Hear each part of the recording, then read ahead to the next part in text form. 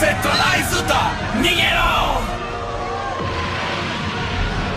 誰でもトトできる誰でもスピード稼げるガバナンスまである中集権のメディアはもう終わりだ真相から立ち上るインクと真実がぶつかるリバヤさんニュース開かれるに嘘はない読んで書いて氷結しろ力はみんなのものいい霞をたたえろニュースは君のものだレバヤさんニュースレバヤさんニュース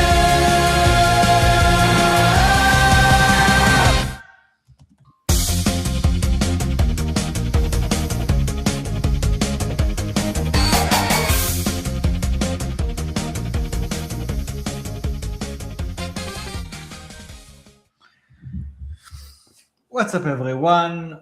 Nice to have everyone on. DAdvisoor here on Leviathan News, and I'm actually very excited, as usual, I'd say, but maybe even a bit more for this one with a very special guest from a very special entity that I guess most of you know.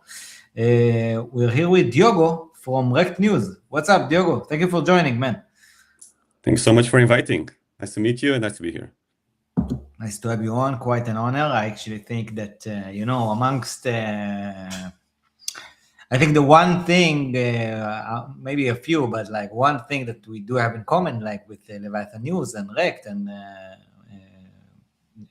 my own work is media. It is a kind of media in general form. I hardly would say that what I do is journalism. I sometimes try, but I don't think that, I don't know. I think there need to be some standards to actually do in journalism. It's not that simple. But I definitely think that if someone is worthy of being called the crypto journalists in a way, Rekt News probably qualifies. And I think you guys are doing some great work for years now, basically investigating the crypto and DeFi landscapes with your excellent reports after hacks, exploits all around. So just to start it off with, tell us a bit about Rekt, what it is, how it started, just like kind of an introduction, if there are some folks out there who aren't familiar with what Rekt does. Perfect. So Rekt exists for 5 years, a little bit around 2021. It started inside the Stake Capital. So Stake Capital is a group of blockchains from investments, and then we have our own venture building where we have companies that came out like StakeDAO and Rekt News. And it came because there was no space to report the news in crypto, specifically the news that happened behind the scenes. So it started as a place where we took care of reporting of what is happening behind the scenes on a few companies that we had access through the founder, Julia. And one of the big topics we covered at the beginning were the curve wars, that when all the DAOs were having a lot of conflicts and all these curve wars with V tokenomics, all these topics. And then we kept writing about governance wars, about exploits, about the behavior of the community. And we have pieces that become iconic, like the ape tax, like Dystopian Diaries, that even became videos on YouTube that we can check. And we have these two angles. We have a little bit of a critique to the Web3 world, to the extremes that we bring, greed, and a lot of human behaviors. And then we have also the exploits per se, how it happened, what was the cause, what was the damage, and trying to give to the community some learnings and understanding of to prevent this from happening again. Incredible. So Rekt exists for like 5 years now, and something like that? Since 2021, exactly. Quite remarkable. How many investigations were there made? Do you have any idea? I think we are close to 1,000. So we have What? one piece every 2 days, 3 days, so you can make the math. So it's been 2,000 days writing. So we didn't follow like one piece every 2 days, but we are close to 1,000. That's insane. That's quite. It's insane because most of them involve a hack. So we have covered 1,000 hacks. That's insane. Okay. Diego, where should we start this from? Like, I know that you've been a part. Tell us a bit about what you specifically do, maybe, just for some context, at Rekt. Yeah. So Stake Capital itself is divided in two main topics. So we have the investment and we have the venture building. So I came to take care of the venture building part, which involves dealing with the companies that we have inside, like some companies that spinned off, like StakeDAO, and others that you have internally, like infrastructure business, Rekt. I deal a lot with Stable Summit, which is an event company that we have a huge relationship and investment. Shout out to Stable Summit, of course. And we will also hopefully soon get to talk about the recent summit that you had, the Rekt Summit. Rekt Summit that we did with the help of this portfolio company. And so my job is to act a little bit like interim CEO of these companies. So they are not big enough to have their own leadership and their own autonomies. And I also take care of the shared services that help all the group, like HR, legal, finance, and so on. So yeah, and my day-to-day on Rekt is mostly products. So we have pushed a lot of new products lately, like we have a media hub that we are creating so that it goes beyond the classic articles that you know. We have new formats, so now we are betting on Twitter Spaces to have some conversations that are very interesting with the people that we admire. I was responsible for launching the summit. That's something we can discuss. Currently, I'm also leading the initiative, our own funding on the GiveETH quadratic funding that is running until the 16th of May. So it's really a general management on the sense of the word. So I do the management of all these initiatives across the Rekt news.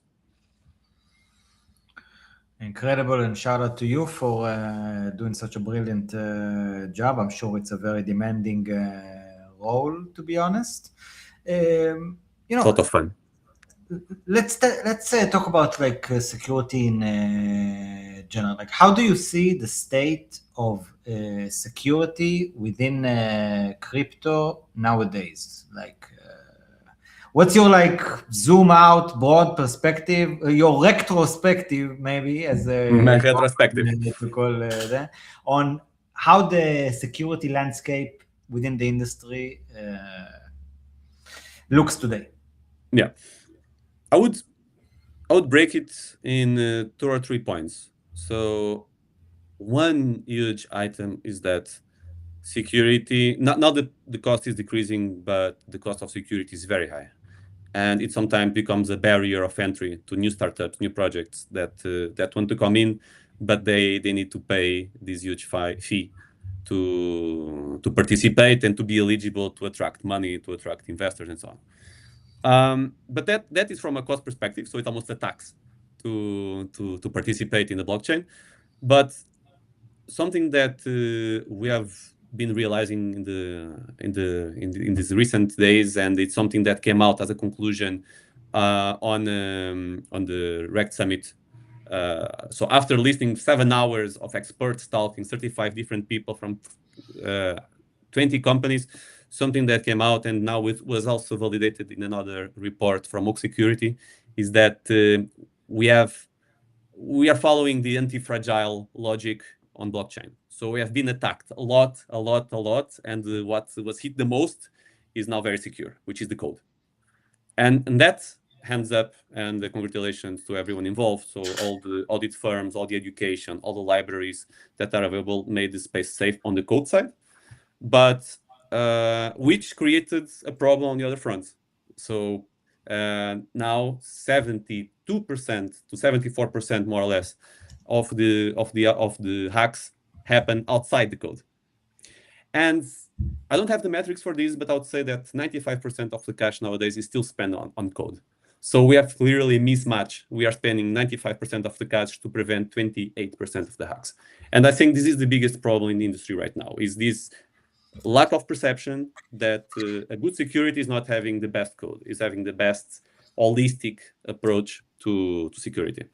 And it's something that now at Rekt, we want to be more vocal, and we want to build more initiatives to try to educate a bit this new generation of projects. Do you have some examples maybe for that? Like when you told me about this just before the stream, first of all, I've been seeing some takes about this kind of angle recently. I didn't know it was that extreme to the magnitude that you described, like that under a third of the hacks today are actually code hacks, and like 72% are actually coming from other vectors. And I immediately asked you about the recent huge exploit that was involving Kelp and Layer 0 and the borrowing on Aave. Is that an example of what you've just said, where not the code itself was actually exploited, yet other vectors of attack? So before going to Kelp, we can maybe even go to the biggest hack of the history, Bybit. And Bybit is one beautiful story. I love the story. And it had nothing related to code. So when you learn the story, it's fantastic. So it was someone working at Safe that had an interview, and then someone asked him to install this package that has some code challenge for you to do.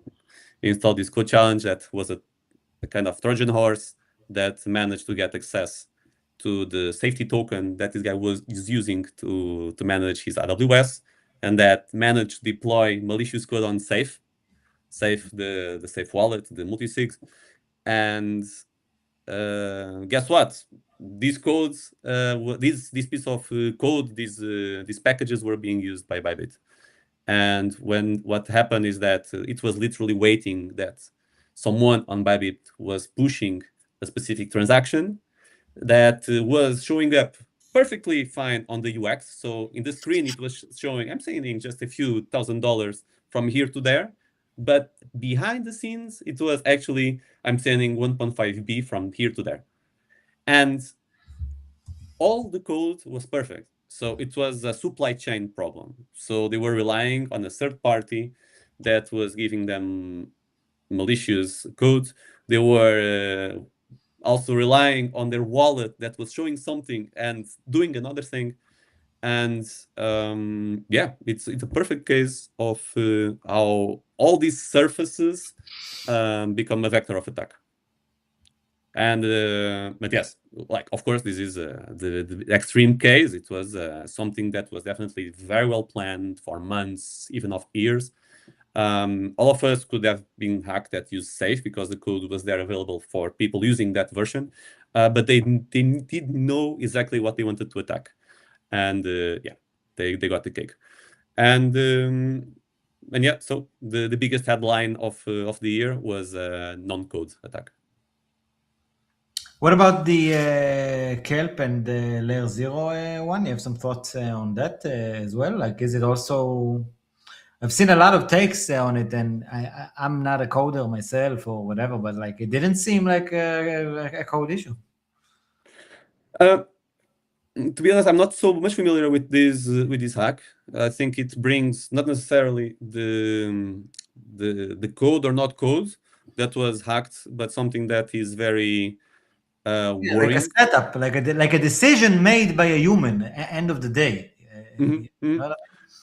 But something that the Kelp brings to the attention is not necessarily... It's something else that is also important to discuss, and I think we are going to see more attacks like this, which is what the discussion of composability. So now we are getting a very mature market, which is fantastic, and that's very nice that all the protocols speak with each other, and we are building a real economy that we create value together.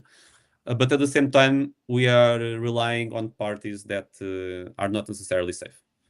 And it happened 6 months ago or 9 months ago when that was a huge hit for MEV Capital, for example, that they were exposed to Stream USD and another coin that depegged, and it was a rush to the vaults on Morpho. Also, and so again, Morpho did nothing wrong, and actually they were not blamed. They did nothing wrong, but one of their vaults had a huge hit because they were using assets that were broken. And this time Aave didn't do anything wrong, but they had a collateral that became broken. And so all these waterfalls that are caused by composability, I think we're going to see more and more.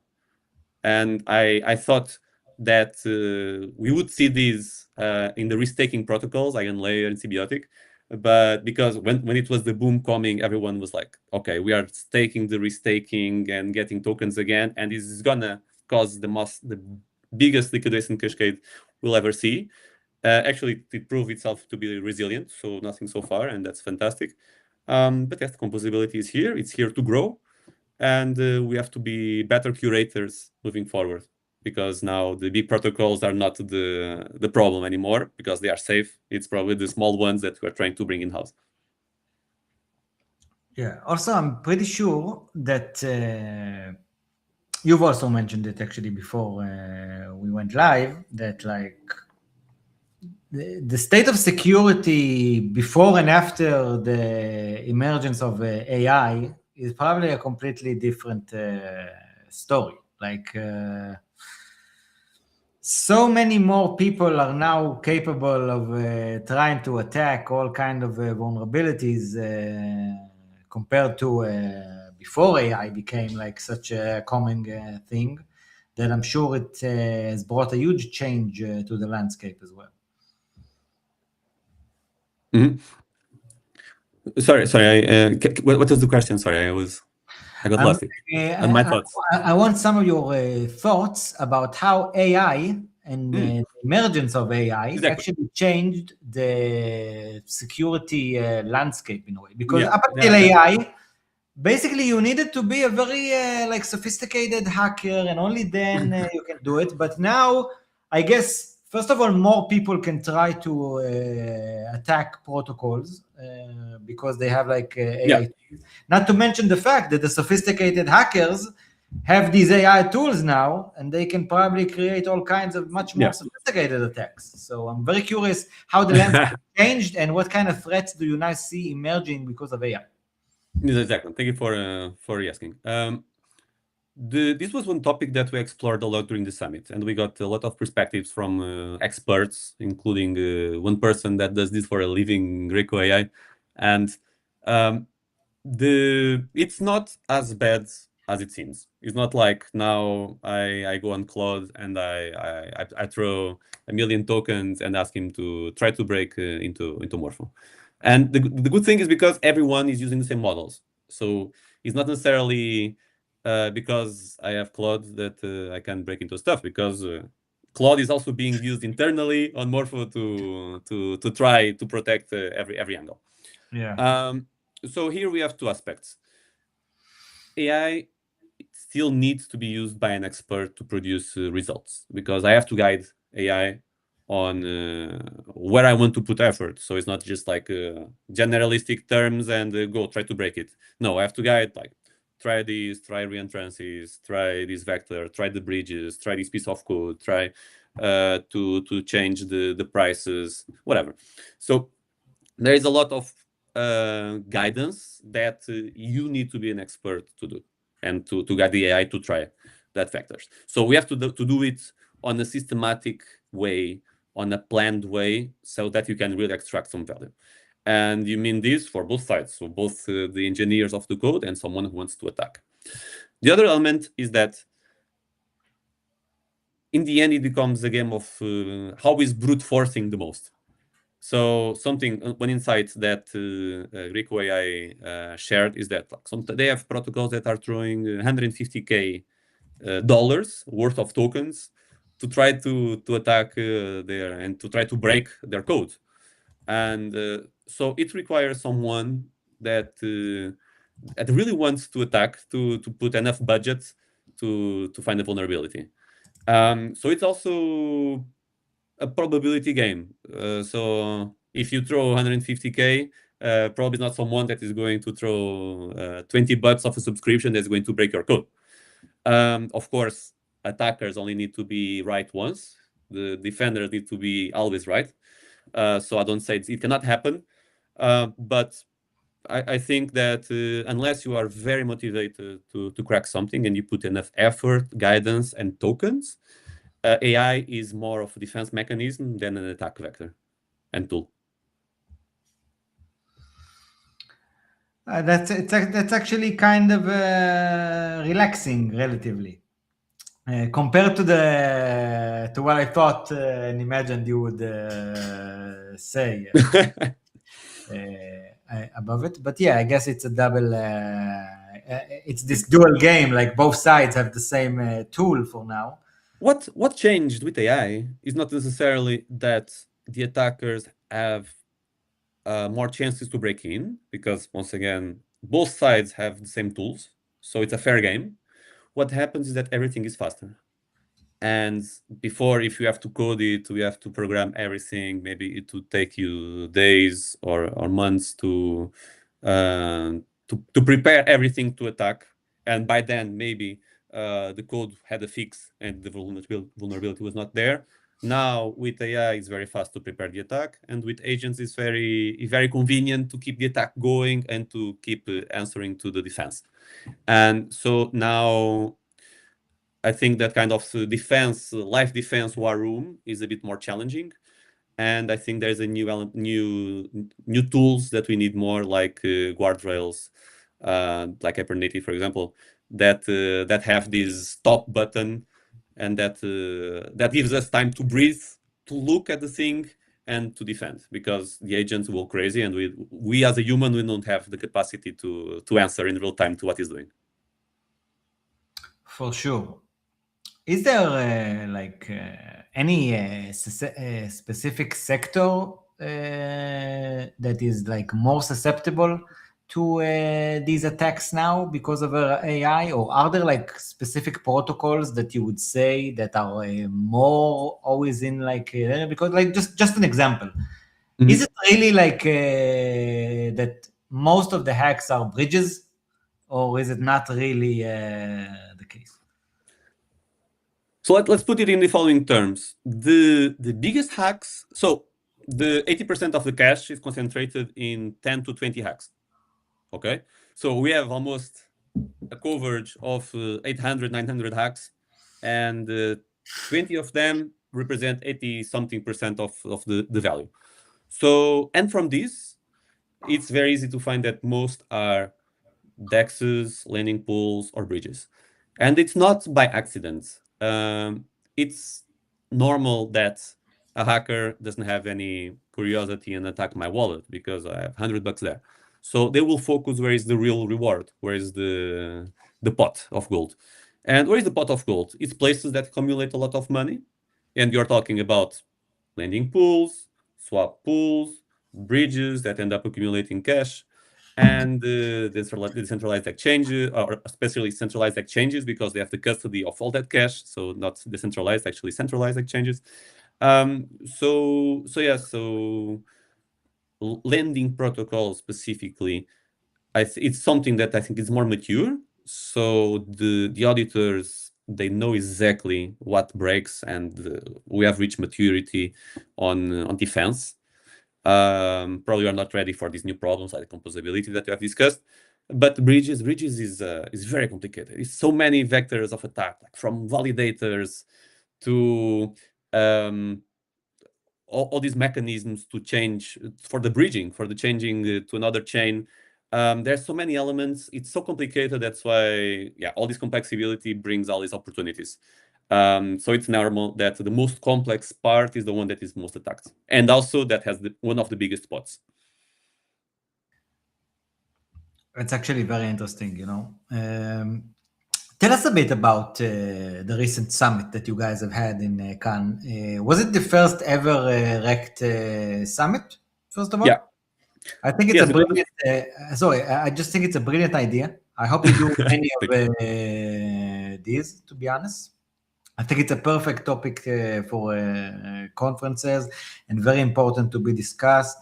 I think many people can find it interesting, whether it's on the B2B side and on the users and consumers side, that can really find this kind of stuff educating. I don't know if you've released a lot of content from it. I haven't seen, to be honest, but I really hope that maybe in the future we will see some of like the talks that you've had there or interviews there, even in like future conferences. I mean, I really think it's a gold mine of quality information, probably. So it would be great if you can tell us a bit about AI. And by the way, shout out to Stable Summit, because I think the connection with them is brilliant as well. I really appreciate these guys, and I've done some stuff with them myself, thankfully. Tell us a bit about, first of all, how the conference like even took place, like whose idea was it? How did it even came to life? Yeah. And then maybe we can get into what was actually presented there and the report that I know that you guys have made after that. A lot of stuff that I want us to get into. So myself and the CEO of Party Action People, who is the organizer of Stable Summit, so we work together. They are a portfolio company. I've been following them since the beginning. You're talking about Zach? You mean Zach? Zach, exactly. Shout out Zach, he's great. So we are buddies. We have been fighting in this conference space for a while. I like myself more cheering on him and guiding him a little bit. But I got a bit the bug of the conferences with him, and I had in the back of my mind like I should do a Rekt Summit. It makes a lot of sense. We have a lot of great relationships. We want to do more video content, like bring people together, do other stuff besides the writing. And in Cannes, they had this hotel that had more rooms. So they had the master room, like I don't know, 700 people capacity, and there were more rooms that we could adapt to 100 people capacity, even 50 people. So the risk for us was very low. So even if so they were doing the hotel already, so operationally they just had to prepare one more stage and a few chairs. So you mean the additional cost to also add like Rekt Summit was relatively low, and it was pretty a very much low. It was like putting the stage and not much more. Insane. What a great idea. So it raised the bar for getting sponsors and to getting support low. Also on people, so we didn't have to make so much marketing to bring people to the event, because in the end they would already go to Stable Summit. So we're just going to attract probably CTOs and engineers that probably would go 50-50. I don't go, but okay, Rekt Summit makes it valid for me to go. And so the barrier was very low. It was a craziness I had 2 months before the event, and that I regret, because it was very intense 2 months to put the event together. But in the end, it was one of the best experiences and the best moments I had. So I'm very proud, and the team that was working with me is also very proud. We had 36 people on stage. Wow. Some of the top minds, the best educators that came like with our invitation, people that we were like, okay, no, this guy will never answer us. Like, for example, Patrick Collins. No, he's the most kind person. Like, he volunteered to talk, to be moderator. Also, he's great. He's actually great. He's quite a legend, I must say. Shout out Patrick Collins. Really, he's a great. Like, he's educated so many people on stuff, and he's doing so much great work for years now. Really, much respect. And great move by you guys to actually tell him to come on. Thank you. And yes, so in the beginning we tried to bring topics that we thought they were hot topics. For example, are the junior auditors in danger? Because like with everyone using AI, the junior auditor is the Claude Code. And so what is the junior auditor doing? So we challenged that a little bit. So we spoke about is it the AI is now a good thing or a bad thing and that's where we got the insight of the speed. We talk about wallets, like we talk about stable coins, and we also talked about guardrails, and that's where we start to understand that we are not seeing security on a holistic way. We talk about the supply chain of defense of blockchain security that includes things like from your Cloudflare to your wallet to how you deploy things on your host provider. So it was very insightful, and I think it created a lot of content. By the way, if anyone is curious, all the videos are on the Rekt YouTube channel. We have a report that maybe we can show What's it. the address there? Like, what's the Rekt YouTube channel? I've never noticed it myself, I must say. Just go. It's Rekt HQ on YouTube. So we just need to. We have there our classic videos, like the Ape Tax, the Dystopian Diaries. We have there also documentaries. We did a huge documentary when it was the fall of the centralized exchange. That now I forgot the name.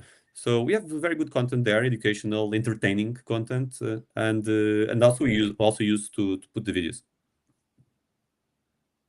That's great. Much respect for doing that. I actually think that it's quite important, to be honest, to do all kinds of content and get your message out there. I think, again, like I said earlier, I think that this kind of content is very important, like for both sides of the equation, like it's important both on the B2B side, and also for the user side. Like you have actually two separate audiences on separate levels, from separate directions, I mean, that really need to know this kind of stuff, because it's a big issue, especially if we want to go if we actually want DeFi to succeed and to on-chain finance to be a thing, and to especially self-custody and stuff like that to be a thing, where I've had this discussion the other day on our show, Stable Talks, with Faros, shout out Faros, with Bryce and Ike Billion. Like, it's all about with freedom comes responsibility, and like you can't have one without the other, and you can't have a mindset of no, someone will take care of me. If you really want like freedom and ownership and to really be in charge with like the good, like again, it's an equation, and it's very important to be educated and to be familiar with different risks and attack vectors, and mostly how to prepare and get some stuff to it. Can you maybe walk us a bit through the report that you guys have recently published? I know that you told me before the show that you've done some serious work recently with the new report coming out, that if I remember correctly, you told me something that it's in a way it summarizes like 5 years of blockchain security work, I guess. Yeah, exactly. So if I can share the screen, I think I'm putting it on now. Sorry. Okay. So actually, you can download it in the GitHub. So if you are curious, just go to our Twitter, RektHQ, and it's in one of the threads. The link. Yes, I've also added it in the YouTube description, by the way, for those of you who watch it. You can see the link on the description. So this is, I will not lie, this was not handmade. So we used AI. So pretty much these results from the transcripts of all the 7 hours of discussions. Oh, wow, cool. This is a digestible version, like that someone in half an hour. Okay, so it's based actually on the summit itself. On the summit itself. So if you didn't go to the summit, you want to get the insights of the 35 professionals, you read it. And it's for free. So we have 3 chapters. We have the wrong surface and the arms race and what actually works. So the first one, then we have quotes, and one of the quotes, it's very interesting. It's like from is Lilian Cario from Sartorius. So this number was validated more than. Can you zoom in a bit on screen, Diogo, so we see it? Yeah. Yeah. So this. So Lilian from Sartorius started the session with this number that now we use, and was this week validated by the Hoax Security Report. I can speak about it a little bit. That 72% came from the attack vectors that is not smart contracts.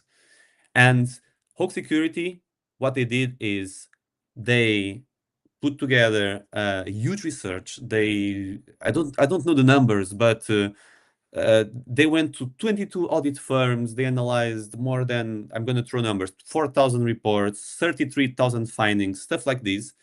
And they put all these findings from the audit reports against the Rekt articles. And what they try to find is there any correlation between the findings and the attacks? And another consequence is how much, what is the distribution of attacks? And guess the number. They reached the number of 74% of the attacks are not on the code. So Lilian came with 72, Oak Security came with 74. So yeah, this is a number we can trust. And then it comes that, as I spoke, this 1.5 billion of Bybit and so on. So very interesting. Then we speak a little bit about AI, and something that I just shared with you is the speed compression. So that AI is not the main problem. The problem is the consequence of the speed. So fantastic. And then we also have we spoke a little bit about Quark and the orchestration and orchestration of security. And one story about Quark is that they lost 12 million. And but something that they took a little bit to do was alerted by Hypernative 4 minutes after the attack happened. 4 minutes. And the problem is that they were not working with Hypernative back then. The guys tried to reach them on Telegram, sending a message. Time was passing, the millions were floating, and yes. So the story ended up like this. The good part is now they are implementing Hypernative. They are working with Sartora, and they are rebuilding the trust and rebuilding their robustness.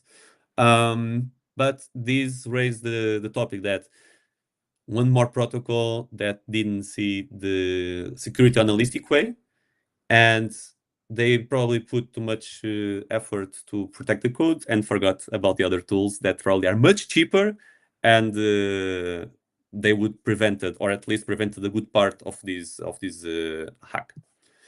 We also speak about formal verification. Is it also a solution? Maybe yes, maybe no. So I could invite everyone to read. Like, as you can see, the chapters are very small.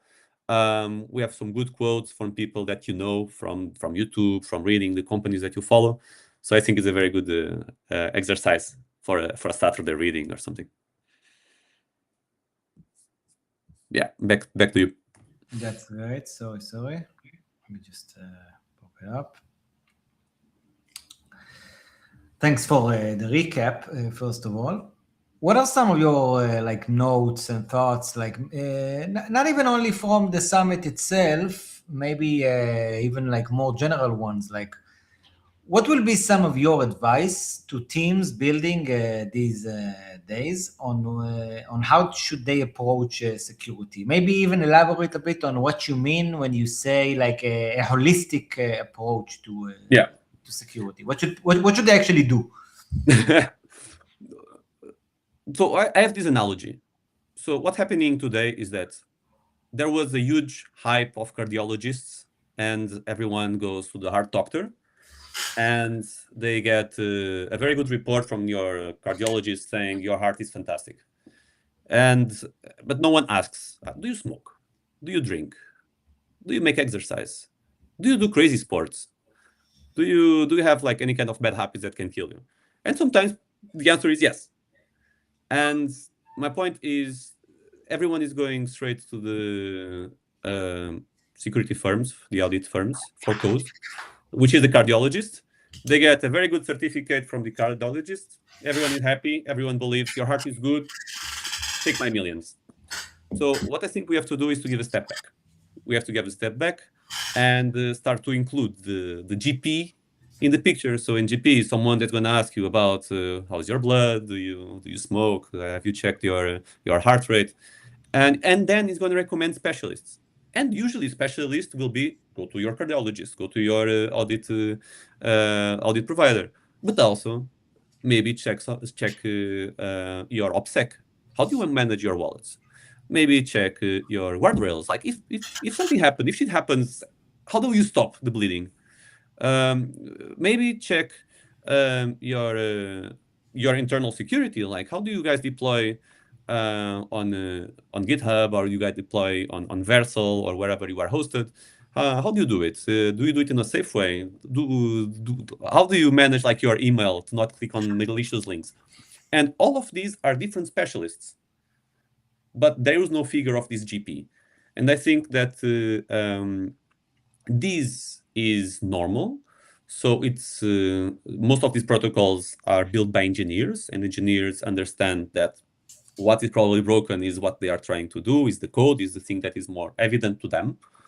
They don't overthink the wallets and the management of their OPSEC and so on, because they're not trained to do it, or it's not part of their daily routine of thought. So it's normal. But that's why I think that there is a huge space, I would call it a blue ocean in economic terms, for these GPs, for security firms that are the first layer of defense, the first layer of advice, that then they recommend these specific individuals that can give this more individual and specific engagement and security. Are there any such teams or services that you think are worth mentioning? It actually makes me ask you something that I don't know. Maybe you guys do it. Like, does Rekt provide services like that? Like, does Rekt consult projects on how to do?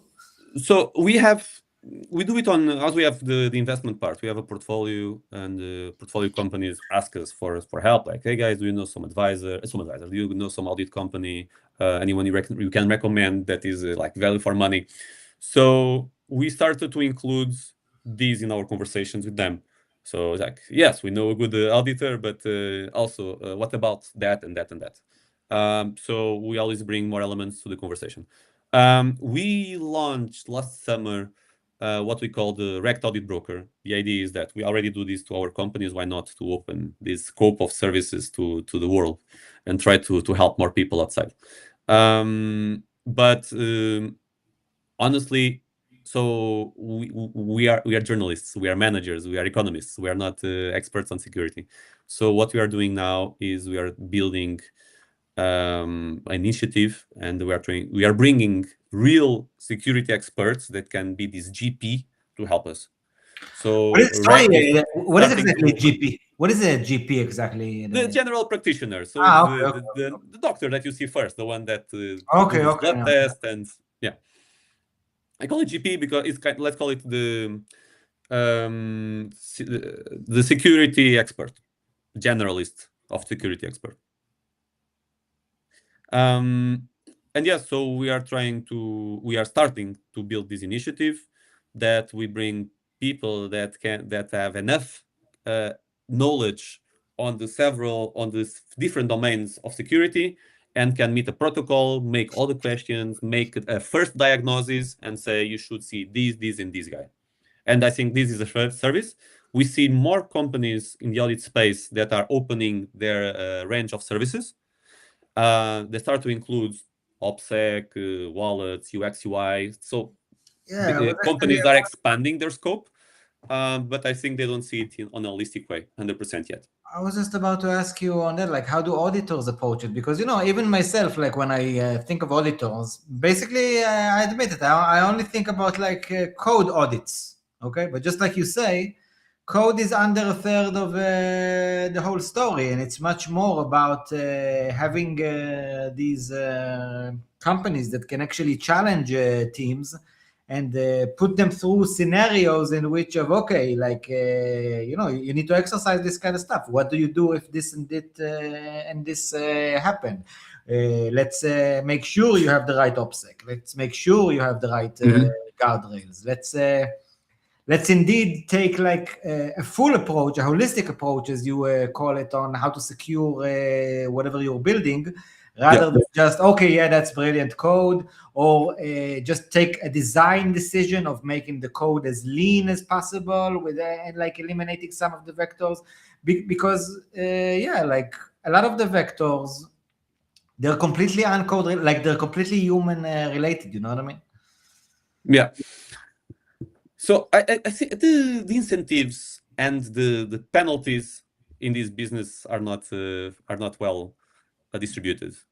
So when a protocol gets hacked, most likely their reputation is gone, all the liquidity is gone, they are over, they should close doors. They were audited. What happens to the audit company? Nothing. Exactly. So they lose a bit of their reputation. They go to the leaderboard of Rekt News, and they get pissed because they are there. But that's it. And period. So I would say that the biggest penalty for any audit professional is to be on the leaderboard of Rekt. That's it. Is it that relevant? Not much. It doesn't have financial impact. It has a bit of reputational impact, but not everyone checks the Rekt leaderboard before going to getting an audit service.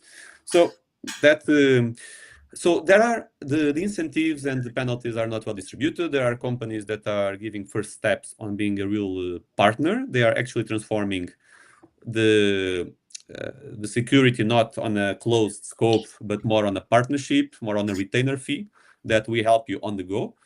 There are, I don't know enough about this, but I know, for example, or I read that, for example, Sherlock, they have some services that bring insurance behind. So if you are hacked, you get something back. So it's a way to distribute these penalties. And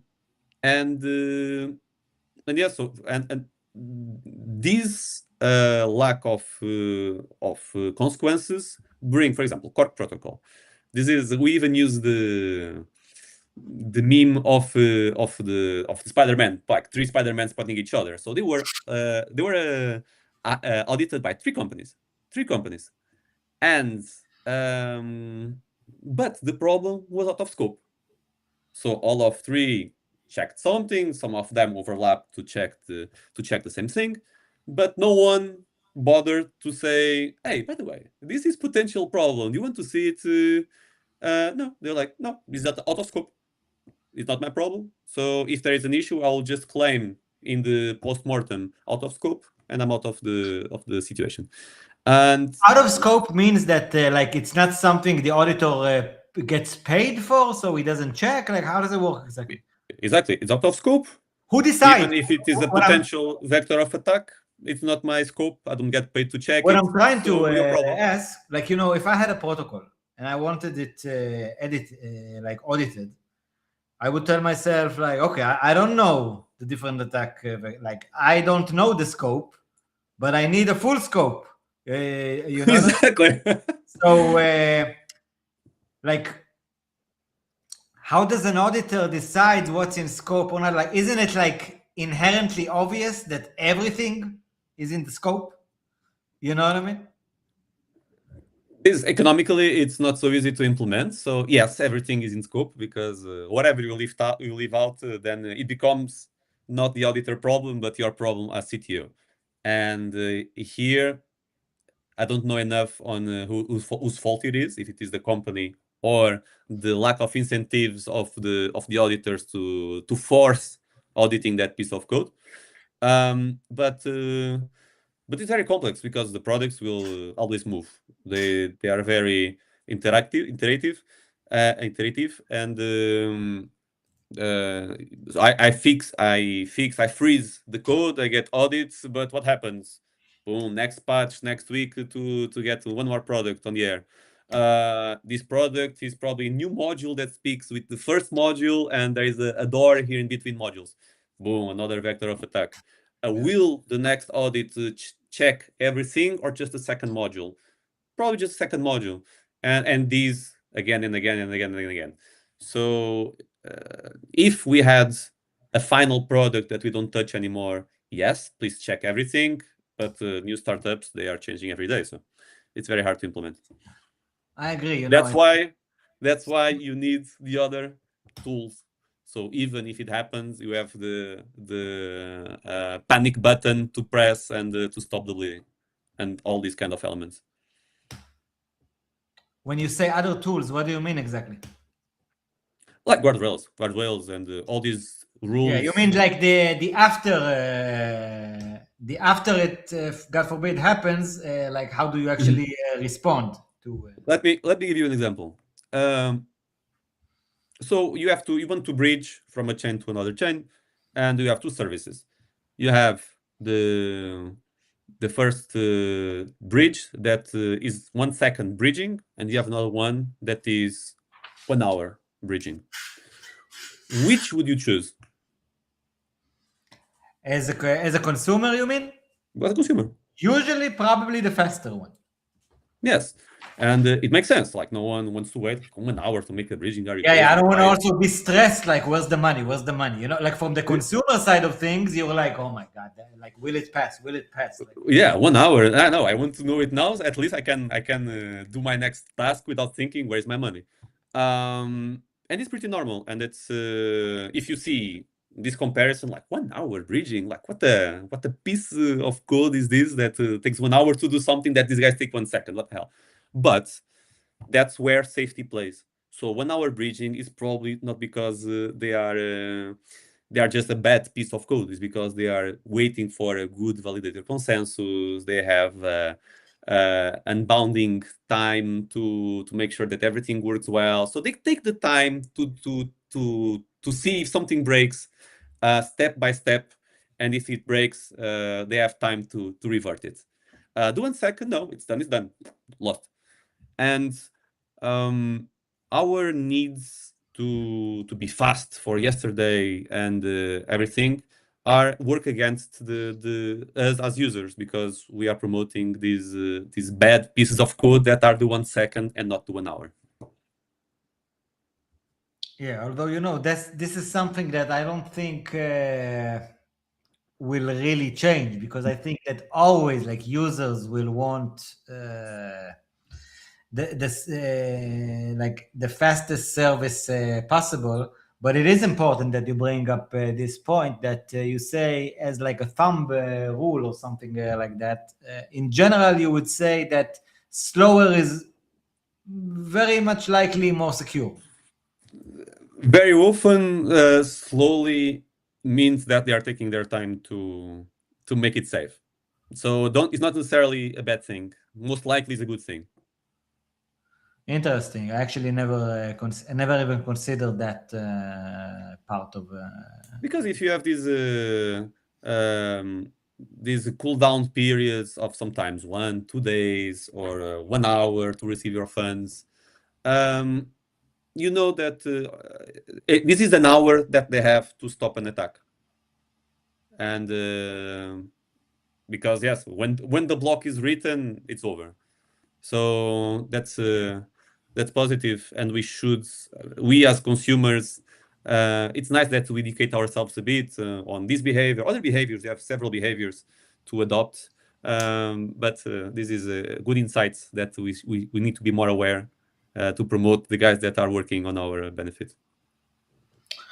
As we talk, I'm thinking of stuff, and like, first of all, auditing is such a huge business, and it's such a basically for quite a few entities, I'd say that auditing is one of the best businesses around the industry. Like, if you're good and you can really get a lot of clients, you get a lot of demand.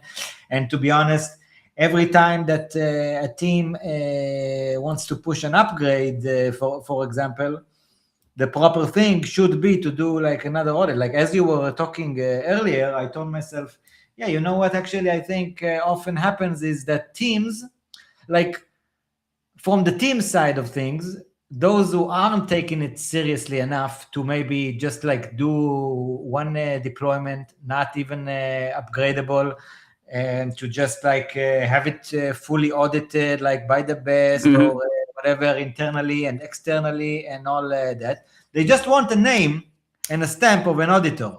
So they do an audit on version 1, and then they have the name that like audited by XYZ. Yep. But then they push a version 2 or a version 3 or whatever. Exactly.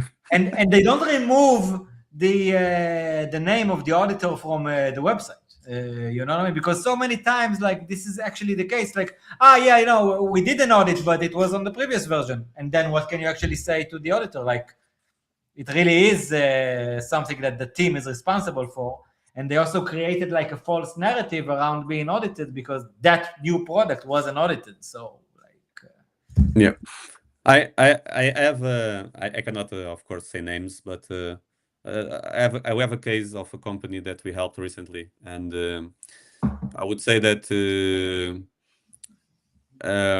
yes, so they did 85% of their audits on a company that is very value for money. So I cannot say they are bad. It's value for money. So it's they are very good auditors, but much cheaper. But they don't have this kind of logo charan that makes everyone happy. And so the last 15%, they asked this super tier one auditor to do it. They paid like, of course, a small price that matches this 15%. Because they were about to go to market, to start to get LPs, AUM, and so on. So yes, even a CTO strategy plays around this. Like when I need to bring the tier one auditor, I will need to do it because otherwise no one will trust my protocol. yeah, it's such an elaborated business, to be honest. If a team comes to you now and tells you, okay, listen, Diogo, I have this new protocol that I want to deploy, release, I want it checked, like, and they're looking for auditors. Like, what I won't tell you like who should they go to, blah blah blah, and stuff like that. But I mean, like, what should they ask? What should they make sure that actually happens and that their auditor actually does in order to get that like holistic coverage that you've mentioned? Mm-hmm. I think they need to there are already auditors that have many expertises in house. They are just not formal verification, or they are not just UX, or they are not just Ethereum. No, so there are good teams, good auditors that have all that scope, and they need to ask. It's almost they need to ask the questions as they are the doctors, and it's almost a conversation not to the doctor, which is weird. But the CTO needs to ask the auditor, okay, the code is important. Please do my full code. What else? What about my multi-sigs? And he's gonna ask, what about your multi-sig? What you mean? No, so I have three cold wallet out of 5. Can we talk about this? Okay. What about if something happens? No, but I'm going to audit your code. It doesn't happen. No, okay. But if it breaks, what's happened? Then you lose all your money. Okay. What are the solutions that I can stop? You can implement some rules, like if it is above X, or like can have all triggers that put it on cooldown that has to be a human to approve, for example, which is again is not convenient for the guy taking the cash, but is a safety measure. So I would say let's filter companies that have a lot of disciplines, a lot of different expertise in house, and make sure that an audit is a full audit that goes from UX to wallets, and that's where we're going to be safe, or more safe. That's a great answer, in my opinion. Before we wrap it up, Diogo, I actually would ask you this, basically the same question, but from the user point of view. Meaning, as a user, okay, what should users do in order to really try and find the best alternative, and to actually decide on where they should put what amount of their capital and what kind of protocol they should trust? Like if I see a new protocol, basically, or a new service, something I'm curious about, what should I ask myself and what should I look for before I decide whether I actually try it or use it, and to which degree, or what? Yeah. So we spent almost like 1 hour demonizing the auditors, but back to the first things I said, we have to put the anti-fragile theory here. So the auditors are making sure that only 28% of the attacks are code related. So make sure that what you are using was audited. but audited. And then if you want to go deeper, that was audited like in the recent past, not from the logo from 3 years ago. Okay. Other thing is personal opinion. Audit protocols that were well funded most likely are more safe. Why? Because all these tools consume budget that small protocols won't have. So well funded will have more specialized people. Probably they will have a head of security that only job is to think holistically about everything. They will have more tools to keep you safe, like all these guardrails, wallets that we have discussed. So funding is important. And besides that, I wouldn't so much put the emphasis on the protocol, but rather on your general behavior. So this is don't put all the eggs on the same basket, and don't put all your money in the same place. We have the same way that to diversify. If you buy stocks, even if you have everything on stables, diversify against a DPEG, diversify against a vault getting hacked, diversify against a chain getting like any consensus issue, and again, sorry for always using this anti-fragile theory, but the more used and the more hacked the chain is, probably the more secure it is. So if you do a report and a research, you're gonna see that most attacks are on Ethereum. Oh my god, Ethereum sucks. No, Ethereum is where the money is the one that was most attacked, and it's more people trying to make it safe. So if all of a sudden you want to try that new protocol that is on this new layer 2 on whatever, that is offering 12%, yes, 12% is fantastic, but good luck. Probably you're gonna have a hard time, because this is totally, you don't have people specialized on the chain. You have a protocol that is not robust enough because it's new. You have everything is wrong there. You have a bridge that probably it's something that is working for two months with 3 validators. Good luck with that. So also these kind of behaviors need to stay on the safe places that are the most robust ones and diversify. Thank you so much for this advice. I think it's very useful, to be honest. Anything else I should have asked you, Diogo, and we haven't touched? Anything you want to mention? I am very glad. I think we had a great conversation. I hope it inspired some behaviors. It inspired more people to look holistically to their security. I wanted to bring an ask to the community, so everyone that has 5 minutes. Oh yeah, let's show it. Let's show it on screen as well. You need to give it. Very important that you remember it. Very important. Good. So if you want to share the screen, that's my only request. So let me share the screen again, just a second. And basically, you're talking about the funding, the QF round. I'm not sure how it's called exactly. Exactly. Quadratic funding round is the 16th round of Ethereum that is promoting public goods on to increase the security of Ethereum. So we are competing to get as many and as much donations as possible. This is a quadratic funding, so it's not about how much you donate necessarily, is how many donations we have. So there is this matching funding. So as you can see, $10 now equal to 600 of matching from the Ethereum fund. Insane. And this is not to just to do crazy things. So if anyone wants to be curious about our work, please, they have a full description here. Probably you can put it on YouTube description as well. What we do, what is our past, our YouTube channel that we have discussed, where are our videos, the Rekt Summit, what we have done, and exactly how we're going to spend the money. So if we get under 5K, between 25 to 20, over 50, honestly, our goal is to do the next Rekt Security Summit, to make it available and bigger next year, and to bring more media elements. So instead of just doing writing, which is our main source, to do more video, more audio. We want to start with the audio podcast that can summarize our articles so you can listen in the car. So we have a lot of plans, but we also need the resources. We are a non-profit, so thank you very much, everyone that can donate. $5.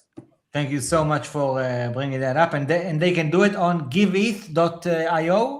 That's the address. qf.giveeth.io. It's around. There is several rounds going. you can donate to the quadratic funding. You're gonna find Rekt in the first place. Thank you so much, Diogo. Really appreciate Thank you your for the time opportunity. and you coming on. Thank you everyone for watching. Please go follow Rekt News at Rekt it's Rekt HQ on X, I'm pretty sure. Rekt HQ on X. And Rekt.news, I'm pretty sure is the address. It's all in the video. Rekt News on YouTube, Rekt.news, website, Rekt HQ on X. And It's we have all- also a Telegram channel that you can find if you want just to have it on your Telegram for easy access. Much respect. Really appreciate you coming on, Diogo, and sharing some of the great work you guys do. I think it's extremely important work and actual journalism for a change. A lot to learn from you guys. And shout out, and I really hope that you have the best round possible on Give It. You've definitely earned it with the great work you and the guys do there. So send my blessings and respect. Thank you very much. To everyone involved. Thank you everyone for tuning in. Follow me at DAdvisoor and Leviathan News at Leviathan_news. And of course, by the way, Diogo, people can find you on X at Patau PT. Exactly. Incredible. So go follow Diogo as well. And I will just send everyone off again with the video that I use as an outro as well by the incredible Arcus. Shout out for the amazing contribution. And see you soon, folks. Have a great weekend. Bye. Have a great weekend. Bye.